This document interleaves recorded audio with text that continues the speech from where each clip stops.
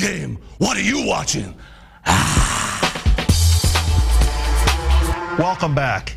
And all I need to say is, I'm not worthy. I'm scum. I'm slime. Do you recognize this person? Brooklyn Decker from the pages of Sports Illustrated. Welcome to Fox Got Game. Thank you. I'm very glad to be here. All right, my hometown. Yeah, and I'm going to talk about you being discovered in just a second. Okay. But you know how it's the dream of so many, well, especially women, to be models? Is it all you thought it would be? All I thought it would be and more. I mean, you have the hard times. You're traveling by yourself and you get prodded and picked at all the time. But look at me, I'm on the show. I'm going to my sports games. I'm, going to the Super Bowl and working with Sports Illustrated. It's an absolute dream come true. Going to the games, that's pretty cool. Yeah.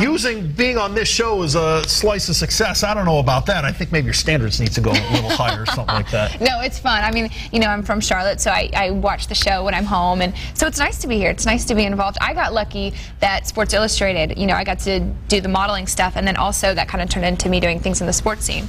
So I lucked out with that one. All right. You're in the pages of the current Sports Illustrated swimsuit edition.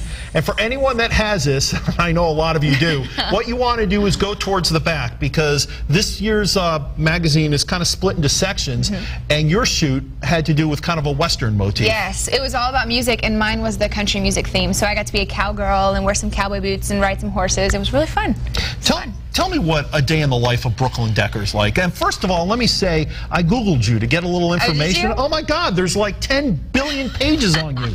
There's like random things. I've done it before. I'm guilty of, yes, Googling myself. You Googled yourself? I have. Is that bad? I know. I think it's pretty. What was your first thought when you Googled yourself and it said 1, 2, 3, 4, dot, like, meaning the pages go on forever? I was shocked. I'm like, who has the time to write about me, and why do they want to write about me? But it was really weird when I saw like brooklyndecker.com, brooklyndecker.net.org, because I didn't make these websites up. So I'm like, man, someone really must be investing some time in this, and it was cool. But yeah, it was fun. SI is great.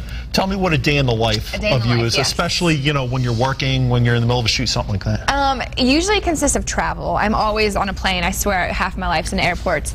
And I wake up really early. Call times can be as early as 3 and 4 in the morning, and I pull a lot of all-nighters to try to pack and then go to my jobs and that kind of stuff, and go and shoot. And there's music thumping, and then I try to look pretty for the pictures. Or you try and reflect whatever the mood is. Yeah, absolutely. Yeah, it depends. I mean, there's all sorts of different shoots, and sometimes I find myself in crazy situations. I'm like, am I really shooting this? But it's really cool most of the time. We've got some pictures of you. We're going to take a look at some of them, and I want you to kind of tell me, like, here's the first one right here. What's going through your mind? What did they tell you that you needed to convey on this shot? Well, actually, it's really funny because I like these pictures. I feel they're sexier than last year, sexier, I guess. Because what's funny is I had a woman photographer, which is really different, because with a female, I think things come across more romantic, I don't know. I really liked them, but That's pretty hot. What was I thinking? What are you thinking there? Because you're on the saddle, you got the cowboy hat. It's not a beach scene, and usually on SI we're used to seeing you on the beach. That's what I really like this shoot, because it wasn't your typical bikini on the beach. I was thinking, try to make this saddle look good. So for every shot that we see, let's go ahead and see another one. For every shot that we see, okay, here's one where you're working with the horse. I'm solely trying to stay on the horse. This horse was named Trigger, and he bit. So he'd whip around and bite me. This horse, I'm like, I'm getting bit here. I just didn't want to start bleeding. So that was an interesting shot. Obviously, he didn't like the kind of perfume that you were wearing. I guess not. How tough is it working with an animal? I mean, now there's another factor that you've got to deal with. It becomes, instead of controlling your body and you, it becomes all about the animal. So if the animal moves, you have to sort of shift your weight to pose on this animal. And it was really fun, and I really liked it. It's sort of like this majestic feeling thing with the horse. But I liked it. You would think you'd be more uncomfortable with less clothing, but it's quite the opposite, because when you have less clothing, like bikinis or lingerie, it's all about how you move, as opposed to when you have on this big wardrobe, a big ornate dress, you have to worry about the seam falling the right way, this zipper not showing, this wrinkle not showing there. And so with lingerie and bikinis, it's much easier, I find, to model. People that are very good make it look easy. How many people have come up to you and said, oh, I can do what you do? Piece of cake. A lot of people think it's a lot easier than it is, and I don't want to be here to complain because the opportunities have we're gotten. not talking about complaining, but we're talking about the reality of the business. It is harder because you have. I mean, think about how many models there are. There's thousands and thousands and thousands and thousands of us, and so what really sets you apart? I mean, it's just the way you move or your personality. Like the tiniest thing can matter, and there are pressures, especially nowadays. You have, especially it's really public and popular in the media is all the pressure to be thin. Right. So that's one of the obstacles girls are constantly facing, and so. I mean, and think about it too. For the normal person, a person that's not a model, you're not worried about your looks every day. And as vain as that sounds, you have to worry about like if your hair looks too frizzy, like how I feel today. Because if you go out of the house and you're looking like that's your job, like crapola, and someone gets a picture of it on their cell phone, you lose the job because of that. So you always have to be like 100% okay. And oh, it sounds so. I know it doesn't sound that tough, but it does add some pressure sometimes. So. You know what I noticed? You're very concerned about like other people thinking that you're not appreciative of this, but what I've noticed is that you're extremely appreciative of this. It looks like you're just enjoying it and having fun and making sure people know that, hey, I'm taking this all, Well, I mean, I don't think there's anything worse than someone who takes, what they have for granted. And so I try not to. And I know with my job, it can be very vain and very superficial. So I try to, explain to people that there is some depth to it, and the people aren't all bad and they aren't all fake, and some people are really nice in the fashion industry. So, yeah. Here's what a lot of the guys are probably wondering. Okay. Is she available? No. No, I'm actually with my high school sweetheart. Very nice. Yes, we've been together. Sorry, guys. Yeah, he goes to Carolina.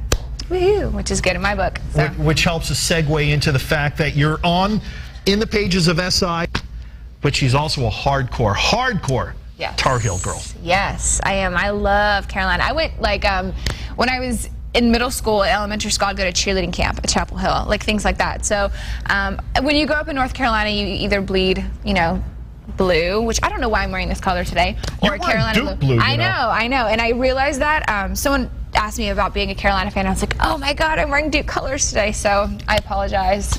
But yeah. Carolina fan. All right, as we wrap this up, I'm going to give you let's just try something off the top of our head, okay? I'm going to kind of give you like an expression and look into camera 4 over here and just kind of give us the expression. We'll just kind of play and have fun, okay?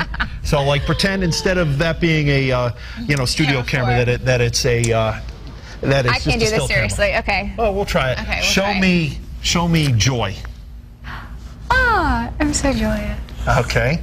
Show me confusion.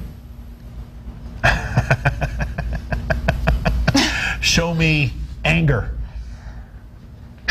Okay, maybe not stabbing. Was that too far? No, I like that. See what you're doing, that's your motivation. Oh, right.